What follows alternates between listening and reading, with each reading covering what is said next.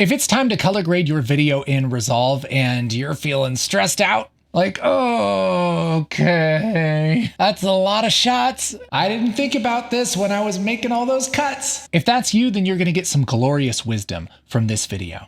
So we have all of our shots here in Resolve for this project. By the way, this project is something that we actually go through and we color grade in real time in our simple color workflow challenge, which is designed to take the stress out of color grading and show you a beautiful, simple workflow that you can use on any project. You learn the simple workflow, you can repeat it forever. Color grading stress gone. There's a link in the description. And we go much deeper into the goodness of this workflow in that challenge. But here's what you can put into practice right now.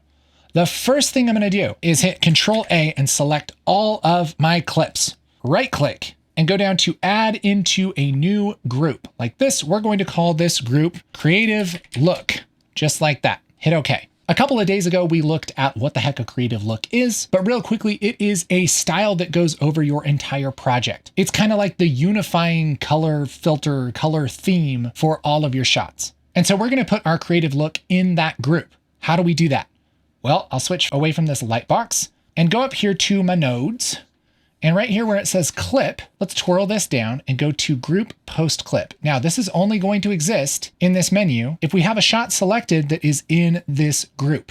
And so I'll select shot 30, sure, clip, group, post clip. And this switches to the group nodes. So the adjustments that we make in these nodes are going to apply to all of the clips that are in that group. For instance, if in these group post clip nodes, I were to make a node that pushes in a bunch of contrast and maybe takes some saturation down, that's going to make this clip black and white, but it's also going to make all of my other clips black and white because they all share these group nodes.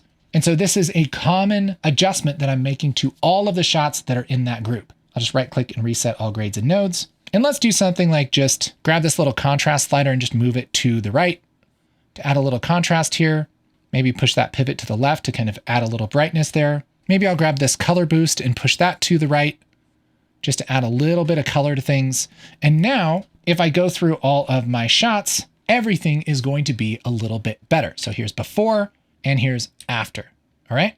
And so we have a style that we've put over all of our footage. And at this point, I would go through all of my shots and make sure that that style is making everything better. So here's before and here's after. Is it better or worse, right? Better or worse? I feel like this is a little bit better. It's maybe just a little oversaturated there, but it's no big deal. Better or worse? It's better.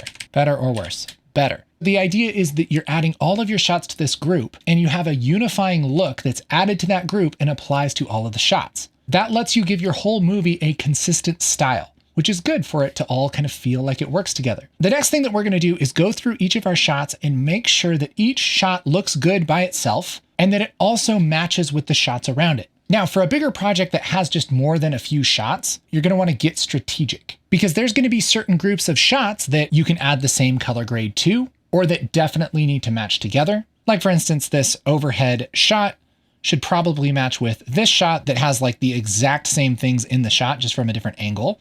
And right now they don't really match. And so one of the big strategies that we go over in the color challenge is you pick an example shot. And so for instance, I could select this shot 40 that we really like. I can right click and say grab still, and then go up to the gallery, right click and say play still. And that's going to give us a nice split screen wipe here where we can say select another shot, and we can use our color tools to match these together kind of side by side. And so I could take this farther away from that green to kind of match these a little bit. Add a little contrast, pivot, and get these shots feeling a lot closer. So here's before and here's after. That's a really big difference, right?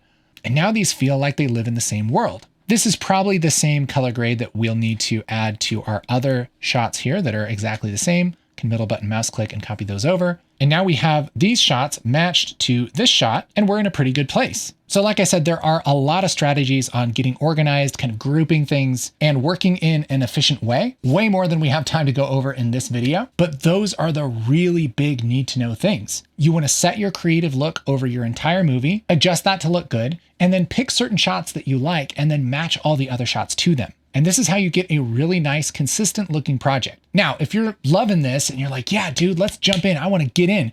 That's why we made the color challenge, okay? There's a link in the description below. But the big thing I'll leave you with is that color grading doesn't have to be stressful. You don't have to use 900 nodes. You just have to have a good approach. And I'm a fan of keeping things really, really simple and doing what works. And so if you find a workflow that works for you, stick with that and keep doing it. But there's no reason to stress, remember? We're making movies. It's supposed to be fun. And if you're not having fun doing your color grades, well, you're doing it wrong. Well, I'll see you later.